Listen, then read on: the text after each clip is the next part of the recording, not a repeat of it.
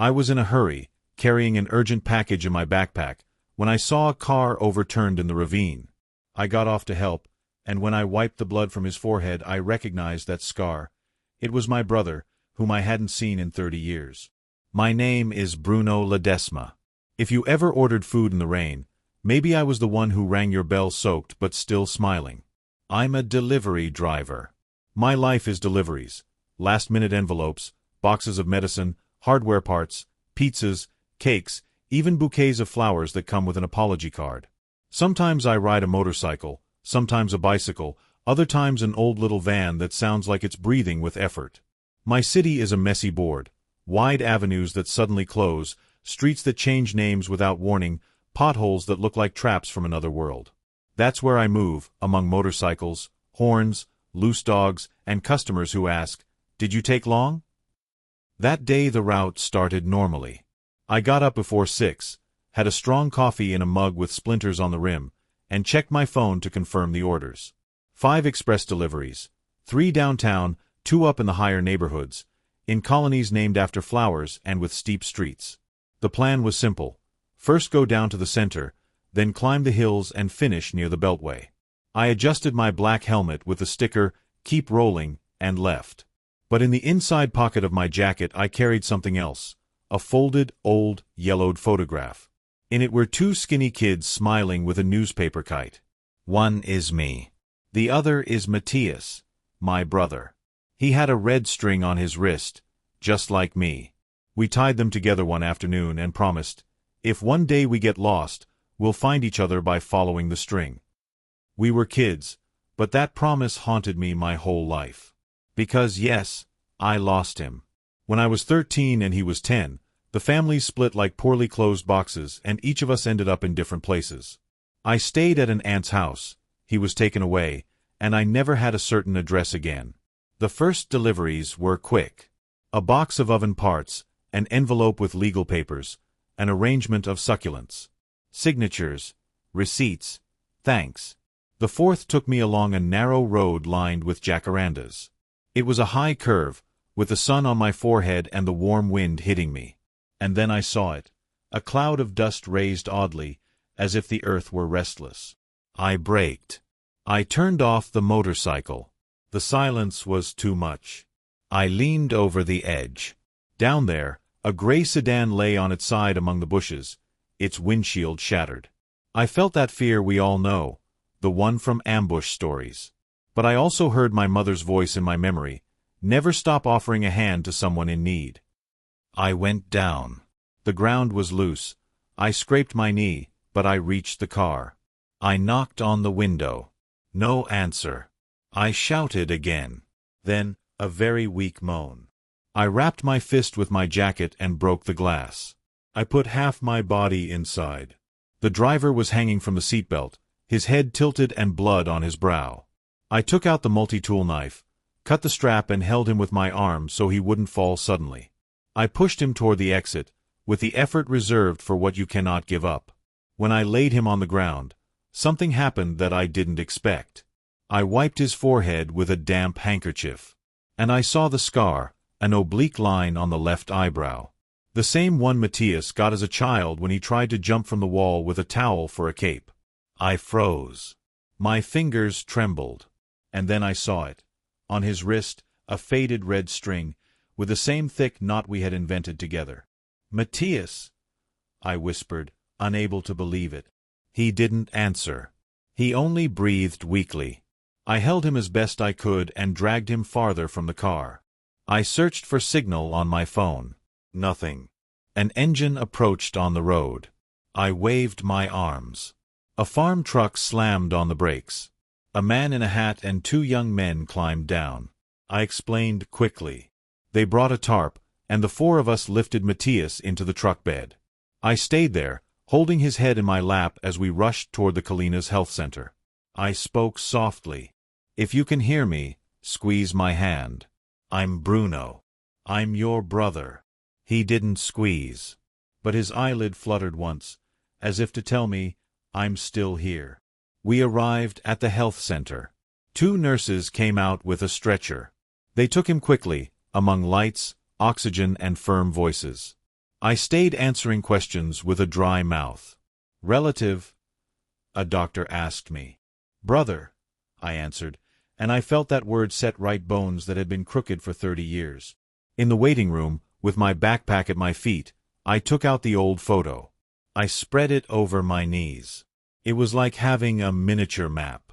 Outside the hospital, life went on, children running, tamale vendors, motorcycles passing. But inside, for me, everything had changed. If this story is touching you even a little, like the video and subscribe right now. I promise you that what comes next is even stronger. What Matthias told me when he opened his eyes broke my heart in two. When he opened his eyes and said my name, I knew I wasn't dreaming. After 30 years, Matthias was looking at me again. They let me in to see him. The doctor warned me, he's conscious at times, don't tire him out, speak softly. I walked in with my heart bursting in my throat. There he was, lying on a hospital stretcher, with his eyebrow bandaged and his skin pale, but alive. I approached slowly, as if each step might break the spell. Matthias, I barely said. His eyes opened a little. Hazel, just like in the photo. They looked at me without focus, like someone waking from a dream too long. He moved his lips. No. I collapsed into the chair next to his bed. I felt the world fold inward. It's me, brother, I told him, grabbing his hand. It's Bruno. I found you. A tear slipped down without permission. Matthias made an effort to squeeze my fingers, and though it was weak, it was enough to confirm it wasn't an illusion. They let him rest. I went out to the hall and there was Greta, the delivery driver from the other company. She handed me a machine coffee. To keep you going, she said. I told her the essential, that Matthias was my brother lost since childhood. She didn't make a fuss. She just nodded, like someone who understands that some stories don't need applause but silence. In the waiting room, time became a thick resin. I called my aunt to tell her, but I could barely explain. I found him. It's Matthias. He's alive. She cried on the other end of the line and asked me to keep her informed. Hours later they transferred him to the general hospital. They let me ride in the ambulance. I sat at his side, holding his hand as if letting go could mean losing him another 30 years. In my mind, a question burned. What had happened in all that time? In the big hospital, the hallways smelled of chlorine and urgency. They admitted him to trauma, checked him, took x-rays. I waited outside with Greta, who hadn't left. She told me that Matthias worked occasionally with her company, that everyone knew him as Matthias the one who finds everything, because he could locate impossible addresses, hidden houses between alleys, shops without numbers. That drew a bitter smile from me. Yes, that was him, the boy who could find marbles in a vacant lot as if he could smell them. When at last they let me back in, Matthias was more lucid.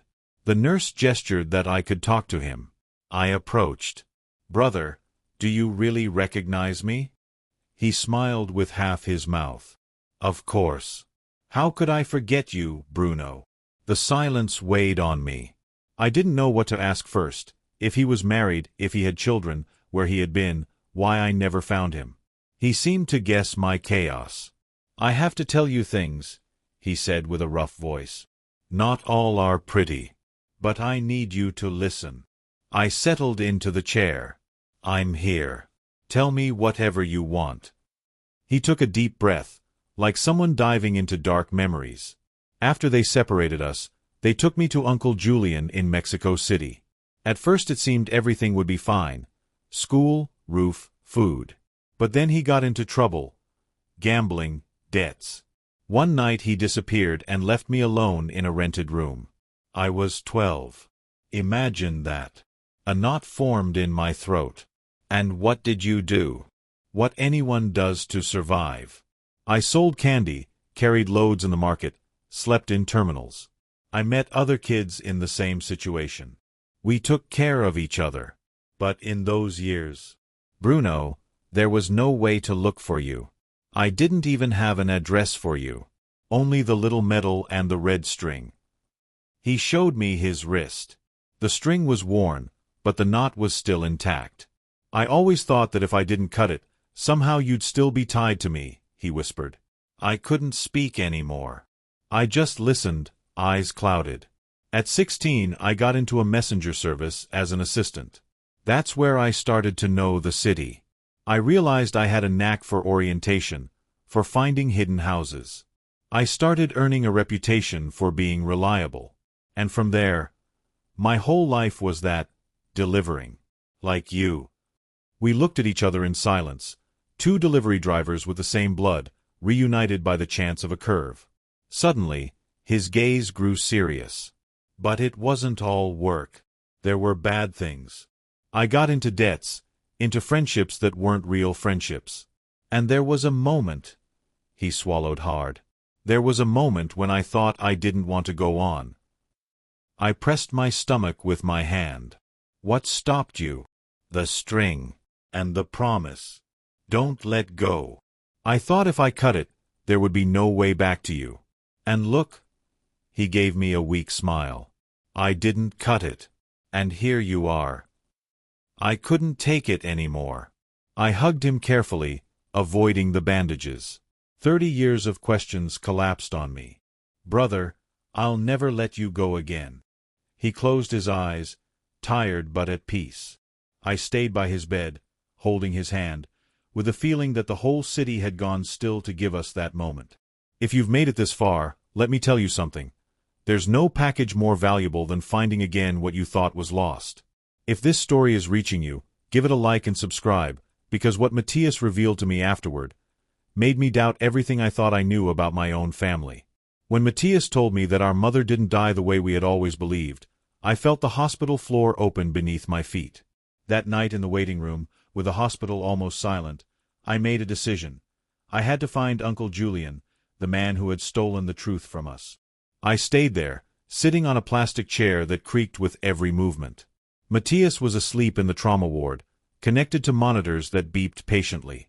Greta had already left, after promising she would take care of my motorcycle and giving me her number in case you need anything. Outside, the parking lot was slowly emptying. Only the distant murmurs of nurses and the echo of solitary footsteps in the hallways remained. I took out the old photo of my brother and me with the kite. I spread it out in my hands. I thought about everything he had confessed. 30 years believing a false version of Mom's death. 30 years in which the guilty man had gone on living, under another name, in another city, maybe laughing at our misfortune. That rage pressed my chest as if it were a poorly closed box, full of objects trying to escape.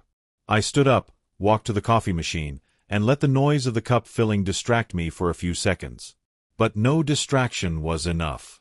I had to do something. I pulled out my phone. The delivery group was still active. I decided to send a message. Friends, I need a different kind of favor. I'm looking for a man who goes by Julian, but surely he uses another name. He's older, gray-haired, light eyes. He must be around the city because someone saw him recently. If on any route you run into someone like that, let me know. I'll handle the rest. It wasn't long before the first replies came in. Bruno, are you sure it's not dangerous? Brother, you know we're here. Send us more details. I'll be at the wholesale market tomorrow. Everyone shows up there. I smiled with gratitude. Among delivery drivers, we look out for each other. No matter which company we belong to, in the end we're all part of the same invisible family that crosses the city. I put the phone away. I went back to the room where Matthias was sleeping. I gently stroked his shoulder. I'm going to take care of you, brother. And I'm going to find him. I promise. I fell asleep for a while in the chair, my head leaning against the wall. At dawn, I was woken by the sound of metal carts and quick orders. Matthias was still asleep, breathing more calmly. I took the chance to go get some breakfast. I bought 2 tamales and a coffee on the corner. When I came back, a young doctor was waiting for me in the hallway. Are you the brother of Mr. Matthias Ledesma? Yes. He's recovering well. The fracture is stable, and the contusion shows no signs of internal bleeding. He'll need rest and checkups, but he can be discharged in a few days. I sighed with relief. Thank you, doctor. I went in with the bag of tamales. Matthias was awake, barely smiling. "Did you bring food?" he joked. "Like old times," I said, splitting a tamal onto a styrofoam plate. We ate in silence, interrupted only by the sound of plastic spoons. "Bruno," he said suddenly, "what are you going to do with what I told you?" I looked him in the eyes. "Find him. I can't just sit with my arms crossed." He frowned. "It's dangerous. Julian isn't just anyone. If he's still alive, he's surely involved in shady things." "I don't care. I don't want revenge, Matthias. I want the truth. I need him to say it to my face, to explain why he took everything from us." My brother sighed. "Then don't do it alone." I thought for a few seconds, and I nodded. "All right. But first you need to recover. I'll start moving." That afternoon, while he slept again, I left the hospital. I took a taxi to the North Base where Greta had left my motorcycle. She greeted me at the door herself. "It's intact. Your colleagues took care of it like their own," she said with a smile. "Thank you, Greta. I don't know how to repay you." "Repay me by surviving whatever it is you're going to do," she replied seriously. I got on the motorcycle, adjusted my helmet, and rode out into the city. I wasn't carrying deliveries, but I felt as if I had on my back the most important assignment of my life. I went to the wholesale market. The aisles overflowed with trucks, vans, tricycles loaded down. The delivery drivers were ants with square backpacks. I asked about Julian among acquaintances, showed the old photo of Mom that I still kept. Some told me they had seen him years ago. Others gave me vague clues. "An old man with light eyes shows up here sometimes, asking about strange errands." I took note of everything. By late afternoon, I received a message in the delivery group. "Bruno, I think I saw him. A man who looked like him, in the San Gerardo neighborhood, near the street market. He was asking about urgent deliveries." He didn't give his name, but he gave me a bad feeling. My heart raced. I started the bike and sped towards San Gerardo. It was a narrow neighborhood, with streets that smelled of fried food and walls full of graffiti. I asked a couple of vendors. No one knew anything. But on a corner, a boy pointed me out. "Are you looking for a gray-haired man with an old jacket?" "Yes. I saw him go into that tenement over there." I followed the direction. The tenement had a rusty metal gate and a dark entryway. I got off the bike, locked it, and went inside. The hallway smelled of dampness and wet clothes. I knocked on doors, pretending to be a delivery man with an envelope. No one knew a Julian. But on the third floor, a woman with dyed hair told me, "There's a man who lives here who doesn't talk much. He calls himself Esteban, or so he says. But he's got the lightest eyes I've ever seen." I felt a shiver. I thanked her and left, pretending to be normal. Outside, I stood by the bike for a while, thinking what to do. I couldn't go in alone. I didn't know what I would find. I pulled out my phone. I wrote to Greta. "I think I found him. Lives in San Gerardo, goes by Esteban. Will you help me investigate?" She didn't take long to reply. "Count me in. But don't do anything without a plan. Let's meet tomorrow." I put the phone away, looked once more at the tenement, and started the bike. As I rode back to the hospital, I realized this search was like a different kind of delivery. I wasn't carrying a box. I was carrying a 30-year-old secret that had to be delivered to the right destination. I stayed in the chair by his bed. Outside, the hospital hallways buzzed with footsteps and voices, but for me everything was silent. Matthias breathed with effort, but he was awake. He looked at me with that mix of tenderness and weariness only those who have survived more than they should possess. "Bruno," he said, "do you remember how they told us Mom died of diabetes?" I felt a stab in my chest. Of course I remember. I was 13. It was the worst day of my life. Matthias slowly shook his head. "It wasn't like that." I was speechless. "What are you saying?" "That's what they made us believe. But the truth was harsher. Mom didn't die alone in her bed like they told us. I saw it. I was there. I leaned toward him, holding my breath. Explain, Matthias. He closed his eyes for a second, as if he needed to gather strength. Uncle Julian. Do you remember him? Yes, the one who took you to Mexico City.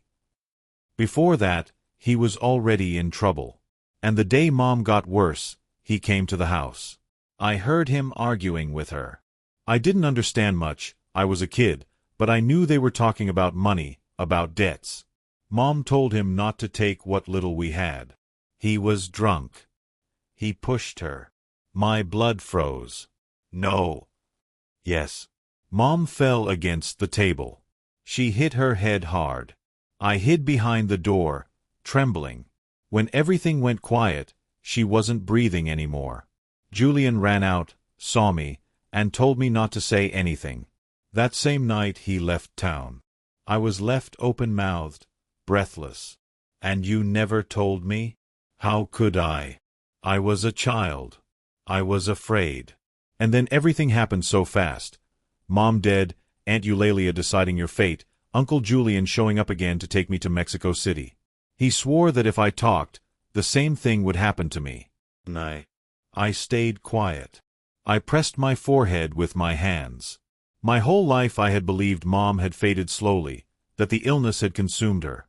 I never imagined the truth was a filthy secret hidden under layers of silence. Matthias. My voice came out broken. And you never saw him again? Yes. Once, years later. I was already working in deliveries. I had to deliver an envelope to an old tenement in Mexico City. When the door opened, it was him. Older, more worn, but the same. He recognized me. He tried to slam the door in my face. I pushed and went in. We argued. He told me what happened that night was an accident. That if I opened my mouth, I'd ruin everything. He offered me money. I refused. I left, trembling. I never went back. I felt fire rush through my body. So, he stole the truth from us. He stole Mom from us and stole 30 years of family. Matthias pressed his lips together. Yes. And that's why I never went back to the town. I was afraid he would follow me, that he would find me. That's how I became a ghost, Bruno. I stayed quiet. Only the rhythmic beep of the monitor could be heard. I wanted to punch the wall, to scream, but I only squeezed my brother's hand, as if that could assure me that at least he was no longer alone with that burden. A few minutes passed in silence. Then he spoke again. There's more. More. Yes. A few months ago, before the accident, someone contacted me. A man who also worked in deliveries. He told me he knew Julian, that he's still alive, and that he's not far. I got goosebumps. What? Is he here, in the city? It seems so. And according to what that man told me, Julian has false papers, another name, another life. But he hasn't stopped getting into trouble. In fact, Bruno, he looked at me intently, I think my accident wasn't so random. My stomach tightened. What do you mean? That before I overturned, I felt someone following me. A dark car. It stuck to me on the curves. I don't know if it was my fatigue or the pressure, but I would swear they tried to cut me off. The rest you already know, the ravine, the crash, the darkness. I swallowed hard. I felt cold. Do you think that it was him? I don't know. But since that man came to warn me, I've felt watched. My heart beat as if running uphill with a heavy backpack. Matthias closed his eyes, exhausted. I need to rest, he whispered. I nodded, though my head was spinning. I stroked his forehead carefully.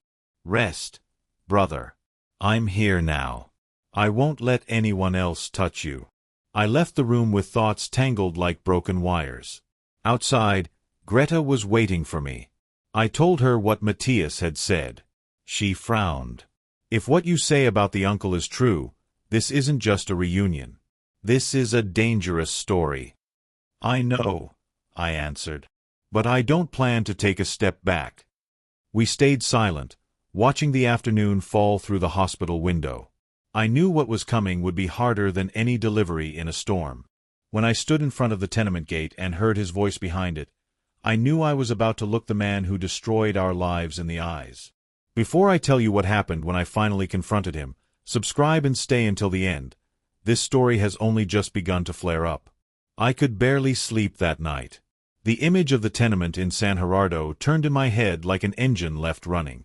Matias remained hospitalized, recovering slowly, and I had sworn to protect him. But at the same time, I knew the only way to give him peace was to go after the truth.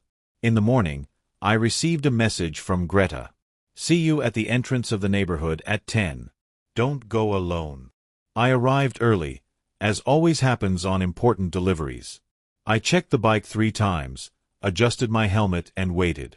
At exactly 10, Greta appeared in her white van with her company logo. She wore a cap and a delivery jacket.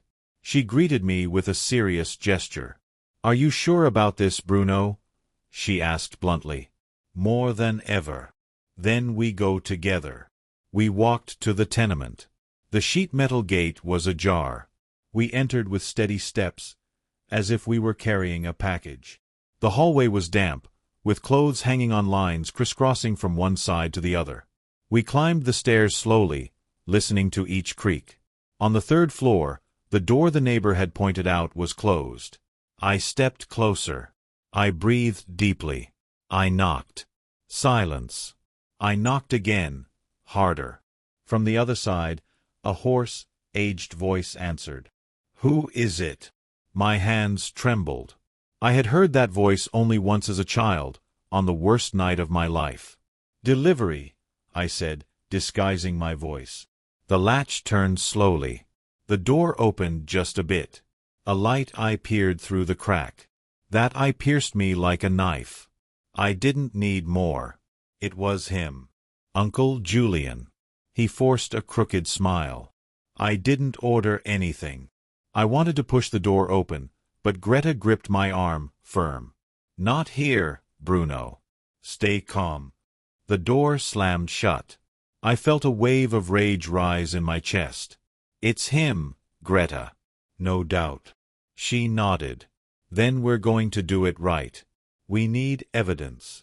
If you confront him without more, he'll disappear again." I fell silent. She was right. We decided to return to the hospital. Matias was glad to see me, though he noticed I was uneasy. "You found him, right?"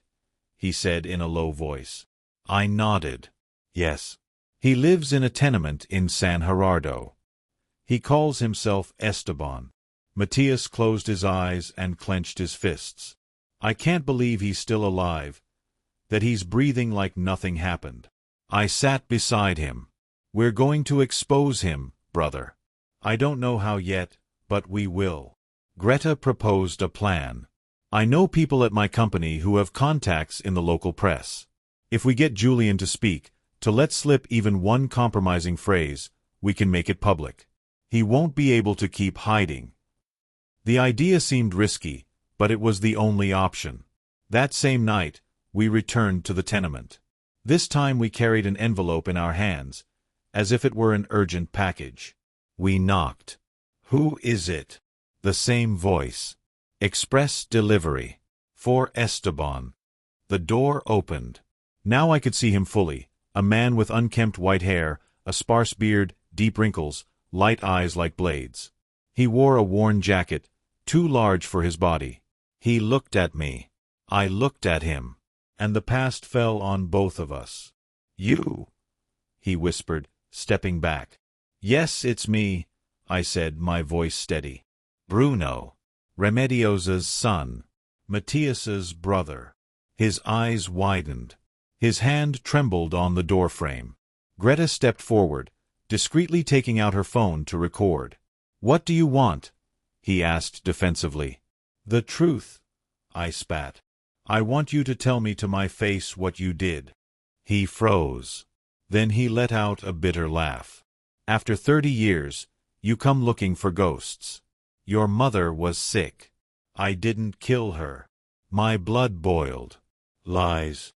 Matias saw it. You were drunk. You pushed her. She fell. You ran away like a coward. A heavy silence took over the hallway. Julian swallowed. You have no proof, he said, though his voice wavered. Greta raised the phone a little, making sure everything was being recorded. No, I replied. You yourself are the proof. Your voice, your words. The simple fact that you ran away all these years. He looked at me with hatred. And what are you going to do, Bruno? Do you think anyone will believe you? I'm an old forgotten man. You're just delivery drivers. What he said lit a fire in me more than anything. Yes, delivery drivers. And that means we know every corner of this city. We're thousands. And if necessary, each one will learn your name. You won't hide anymore. Julian went pale. He realized I was serious. He stepped back and tried to close the door, but Greta stepped in. Everything you say is already recorded, she said in a hard voice. And we won't stop until justice knows who you are. The man was speechless. He just stared at us, defeated, breathing hard. I stepped forward and pointed at him. I don't want revenge. I want my brother to rest in peace with the truth. And I want Mom to stop being a poisoned memory. You will pay, Julian. Even if it's with the shame of everyone knowing who you are. We left him trembling in the doorframe. Outside, the air smelled of fried food and contained gunpowder. Greta showed me the video. You could clearly hear his voice, his bitter laugh, his attempt to deny everything. It was enough to start. That night I couldn't sleep. But this time it wasn't from fear. It was the certainty that the past had finally stopped being a ghost. When the video came to light, Julian's name became a whisper across the city. He was no longer a ghost, he was a man pointed at. Greta kept her promise. That same night, after leaving the tenement, she sent the video to a contact at a local digital outlet. She explained it wasn't just a family matter but a story of justice. The journalist, a man with a thick beard and square glasses, replied immediately. If this is real, it's going to shake things up. Let me verify. But I promised to make it known. I didn't know whether to be happy or afraid of what would come. Matthias remained hospitalized, recovering. I spent nights at his side, and days pedaling through the city as if nothing, delivering packages, greeting customers, but with my mind fixed on the same thing. The recording, Julian, the secret. On the third day, it exploded. The local portal published a piece titled, Man from Tenement Accused of Responsibility in an Unresolved Death 3 Decades Ago. The article included a clip of the video. You could hear my voice accusing him, and his nervous, denying with bitter laughs. The piece didn't give full names, but it was enough for the rumor to spread. Neighbors from San Gerardo began to comment. I've seen him, they said. That strange old man has lived here for years. The phone was blowing up with messages. Couriers, friends, even customers were writing me. Some to support me, others to ask for details, a few more out of curiosity. I replied calmly, always with the same phrase. The truth must come out. I don't seek revenge, I seek justice. In the hospital, Matthias found out from a nurse who showed him the article on her phone. When I entered the room, I found him with tears in his eyes. Bruno, now everyone knows. Yes, brother. We're not alone anymore. He squeezed my hand. I never thought this day would come. But the storm had only just begun. That afternoon, when I went out to do a short route, because I needed to keep earning some money, even if everything else was burning, I felt I was being followed. A dark truck with no front plates chased me for 3 streets. I sped up the bike, turned corners, slipped between cars until I lost them. My heart raced as if I'd run a marathon. I called Greta immediately. They followed me. I don't know if they were Julian's, but I'm sure. I expected that, she said calmly. That man isn't going to sit still. But listen, Bruno. Now he's the one who's scared. The important thing is not to turn your back on him. We decided to move more carefully. No going alone to the tenement. No confronting him without backup. The journalist told us he had forwarded the case to a human rights organization that collects stories of impunity. They wanted to interview us. When I told Matthias, he hesitated. I don't know if I have the strength to relive everything again. I looked at him firmly. Brother, you already survived the worst. Now all that's left is for your voice to close the wound. He agreed. The interview was recorded in the hospital. They sat us together in front of a simple camera. I told how I found him in the ravine, how I discovered the truth about Mom, how we recorded Julian. Then Matthias, with a broken but steady voice, recounted what he saw that night when we were children. I stayed silent for 30 years out of fear, he said, looking directly at the camera. But not anymore. The video was posted on social media. In a few hours it had thousands of shares. We weren't famous, we weren't politicians, we weren't rich. We were just two delivery brothers telling the truth. And maybe because of that people believed. But threats also came. Anonymous messages. Shut up. You don't know who you're messing with. One night someone threw a stone at the hospital window. Luckily it didn't go further, but the message was clear. Still, we decided to continue. The journalist warned us. If Julian has connections, he'll try to flee again. We need stronger proof. Documents. Witnesses. Something that ties him definitively. And then I remembered something. My mother had a notebook.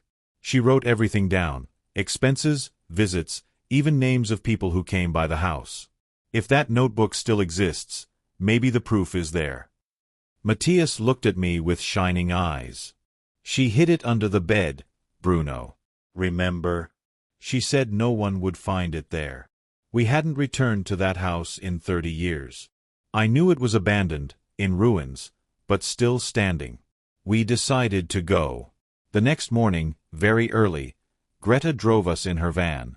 Matthias still couldn't walk much, so we left him at the hospital. I went with Greta to the town where we grew up. The trip was a mix of nostalgia and fear. Every curve reminded me of games, every tree brought back laughter, every shadow shouted absences. We arrived. The house was just as I remembered, adobe, with the roof collapsed in one corner, walls stained with moisture.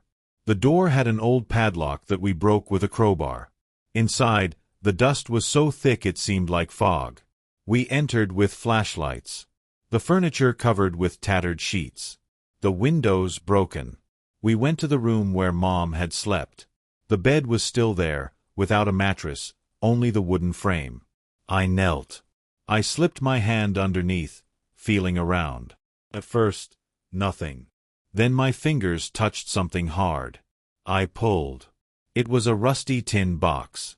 I opened it carefully. Inside, yellowed papers, old photos, and a green-covered notebook. I opened it. My mother's handwriting, clear, tidy. On one of the last pages, a line that froze me. Today Julian came. He demanded money. We argued. I'm afraid. My hands trembled. It was the proof we needed. Greta, I whispered. With this, he can't hide. She nodded. We photographed everything. We put the notebook in a sealed bag.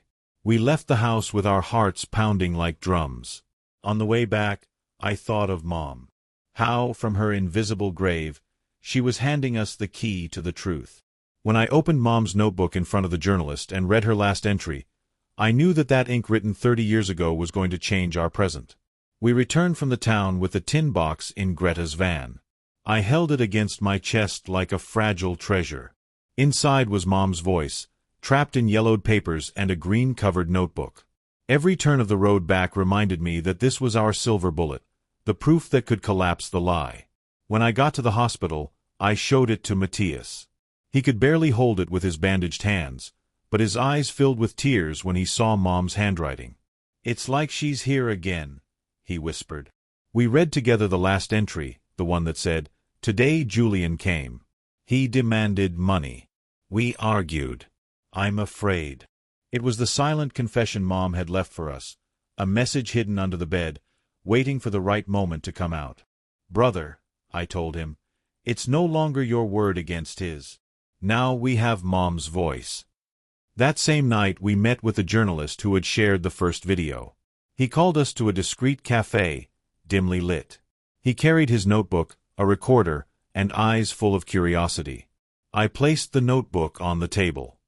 He opened it carefully, as if it were a relic. He took photos, went through every page. "This is gold," he said softly. "Not just for what it means to you, but because it's documentary evidence. A woman wrote that she was afraid of a man who is still alive today. That cannot be ignored." He explained that with this material we could go to the prosecutor's office and reopen the case as involuntary manslaughter or even intentional homicide. I didn't understand legal terms, but what mattered was simple.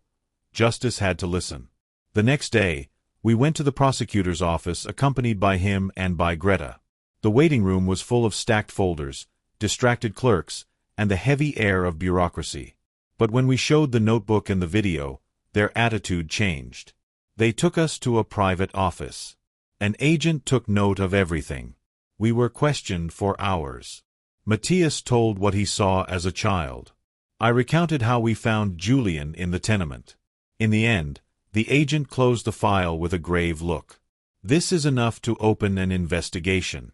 We will issue a warrant for the location and presentation of Mr. Julian, alias Esteban." We left with a mix of relief and fear. We had taken a huge step, but we knew the man wouldn't let himself be caught easily. And we were right. That night, when I returned to the hospital, Greta called me in alarm. "Bruno, you need to know. Julian disappeared from the tenement. His things are gone. The neighbors say he left at dawn, that someone came for him in a car." I froze. And now he's on the run. And a man on the run is capable of anything. I rushed to Matthias's room.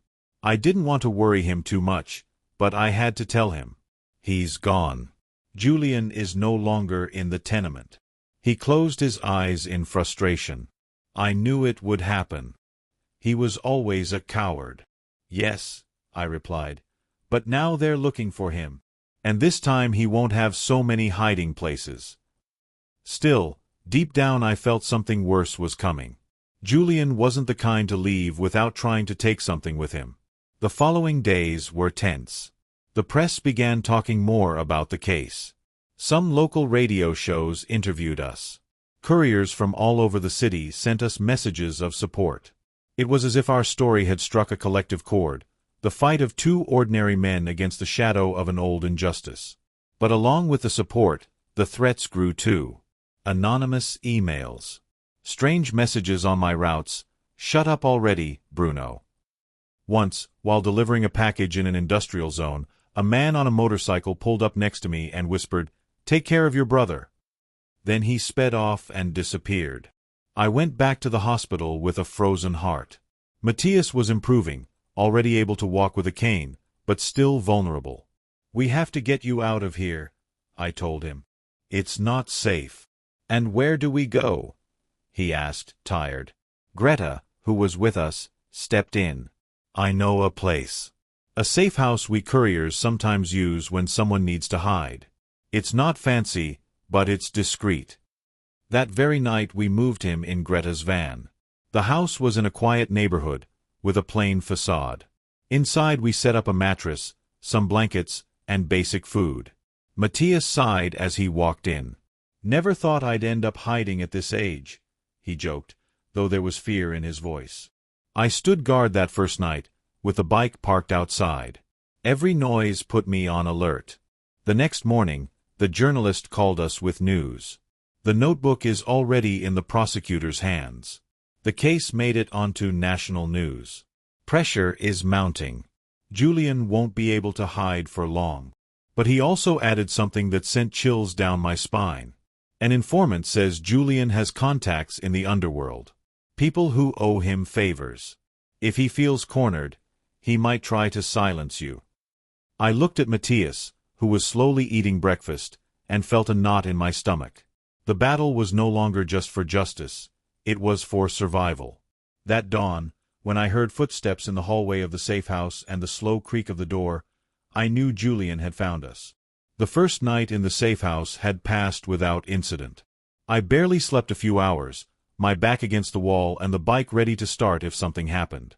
Matthias rested on the mattress, recovering, his cane propped in the corner. Greta had gone to cover a route but promised to return the next day. The second night, however, was different. From early on I noticed something strange, an old car parked on the corner, with tinted windows. Every so often it would start up, circle the block, and park there again. I tried to convince myself it was paranoia, but the instinct of a delivery man told me otherwise. Whoever spends life on the street learns to recognize stairs that way too much. Around 3 in the morning, the silence was so thick it could be cut. The wind rattled the tin roofs of the neighboring house. Suddenly, I heard a scrape at the door. I jumped up, heart pounding. I grabbed a flashlight and the multi-tool knife I always carry. I crept forward on tiptoe. The footsteps were clear. 2, 3 people outside. A whisper. And then, a soft knock on the lock, as if testing its resistance. "Bruno," Matthias whispered from the bed. "What's happening?" "Shoo!" I motioned for silence. The lock gave slightly, creaking. My breathing quickened. I held my breath and placed myself behind the door, waiting. The door opened slowly. A figure entered, followed by another. I saw metallic glints in their hands. Knives, maybe a small pistol. Everything happened in seconds. "Now!"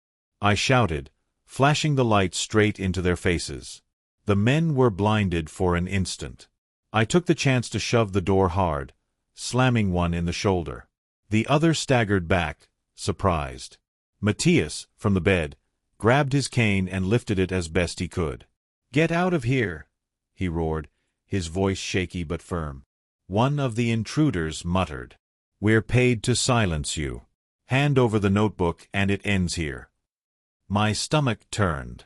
"Who sent you?" I asked, though I already knew. "That doesn't matter. We just want what you have." I clenched my jaw. The notebook was hidden in a backpack under Matthias's bed. They couldn't take it. Suddenly, the lights of a motorcycle shone through the window. It was Greta.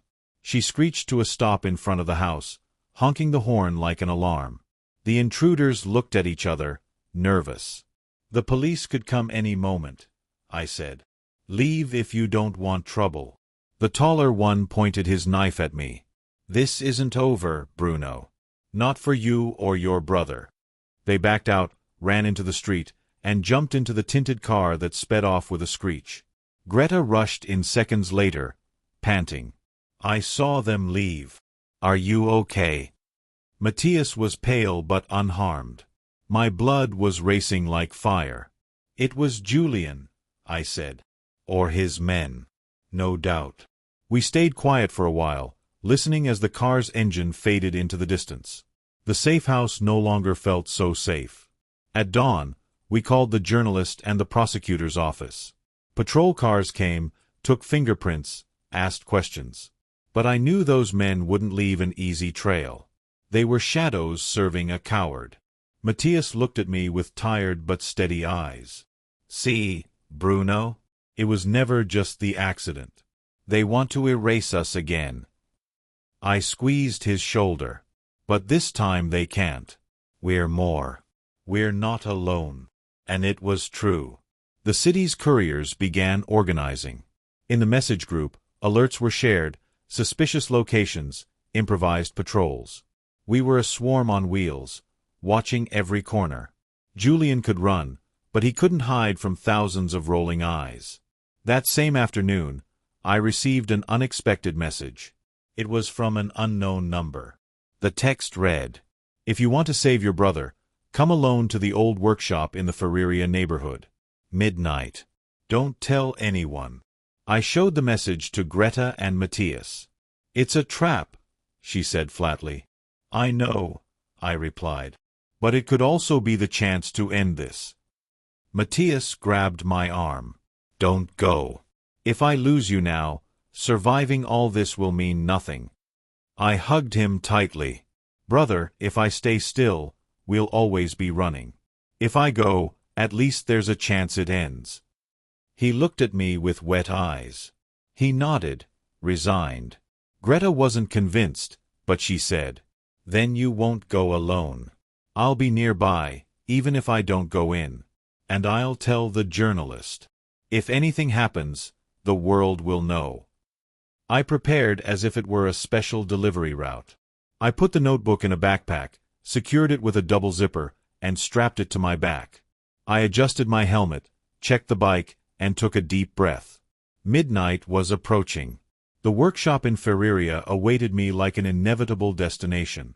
The smell of rancid oil and rusty metal greeted me when I stepped into the old workshop. And in the center, among shadows and rusted tools, there he was, Julian. I arrived at the Feria neighborhood workshop a few minutes before midnight. The neighborhood was deserted, with streetlights flickering and dogs sniffing at trash bags. The building was a dark metal rectangle, with a rusty gate left ajar. I parked the bike half a block away, turned off the lights, and stood listening. Silence. Only the drip of a broken pipe. I adjusted the backpack with the notebook inside and walked toward the entrance. The gate screeched as if shouting my arrival.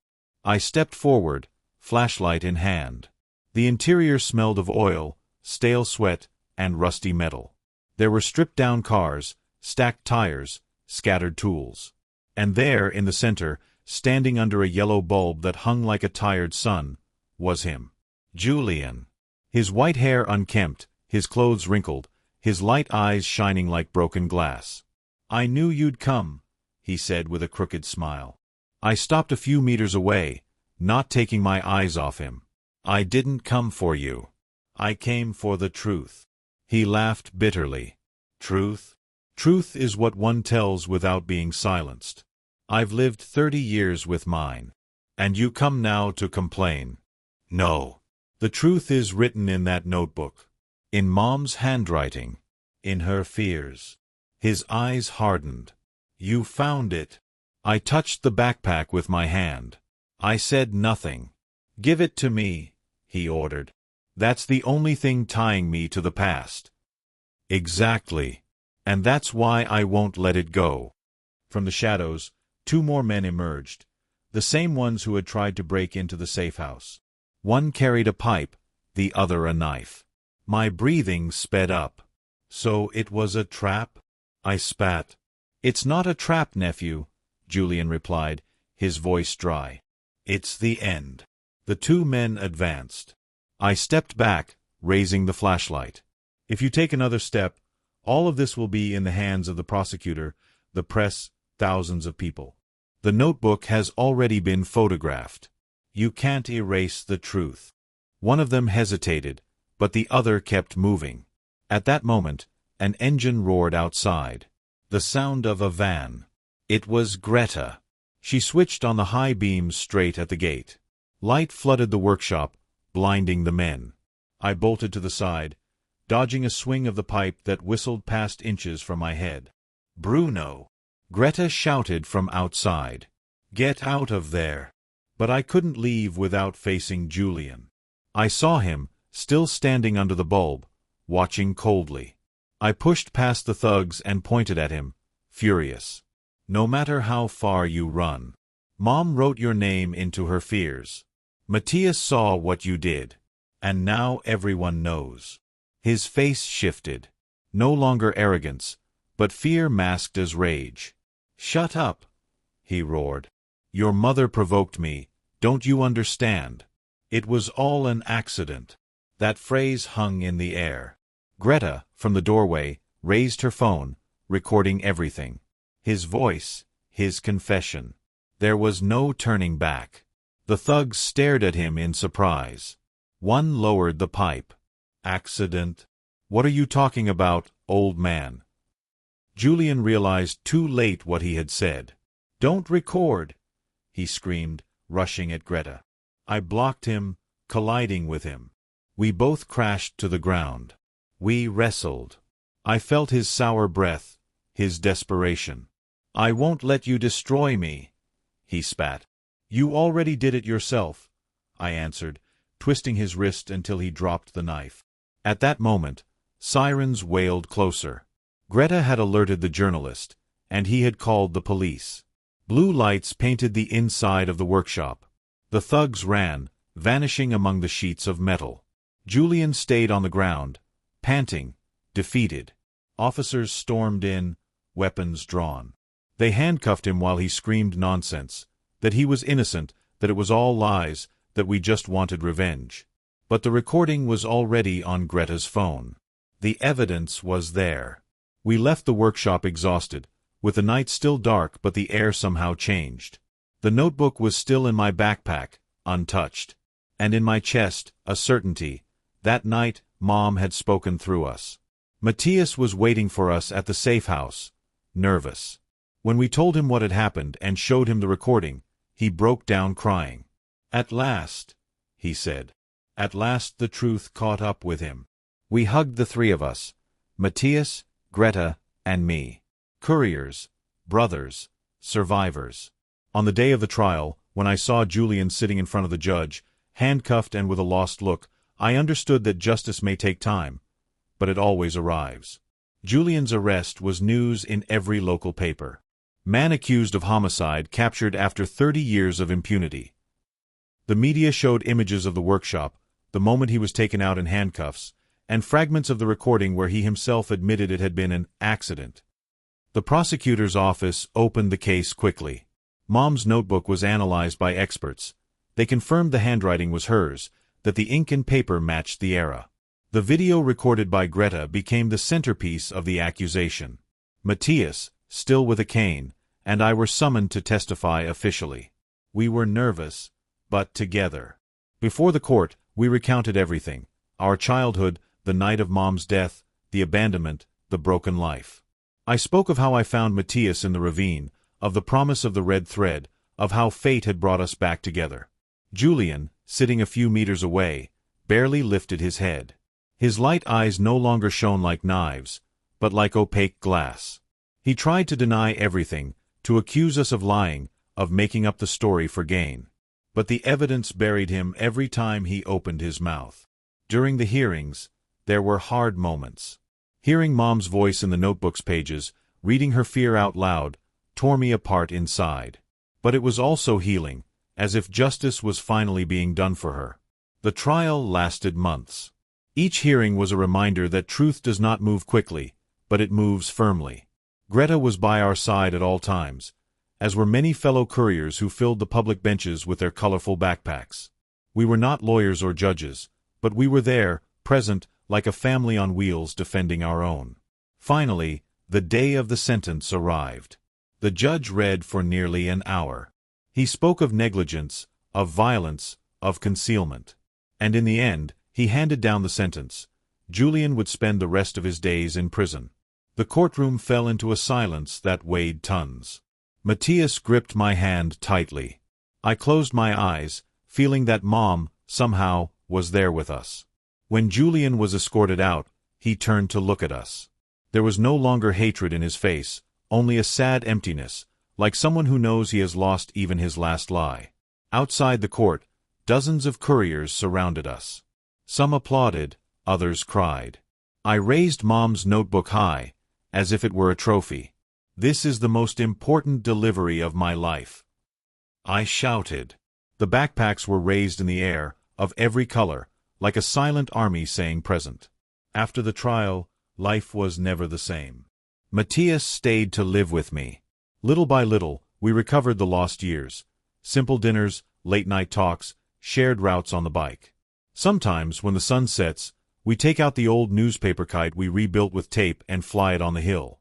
It's our way of telling Mom that we are still united, that we kept the promise of the red thread. One day, Matthias told me something I will never forget. "Bruno, we may be couriers, ordinary men, but we achieved what many believe impossible. That truth gets delivered, even if it takes 30 years. I replied with a smile. "That's who we are, brother. No matter how heavy the package, we deliver it to the end." Friends, if you made it this far, this story wasn't just mine. It was for everyone who believes that justice can arrive even after decades. Subscribe, leave a like, and comment. What delivery in life do you think you still have pending?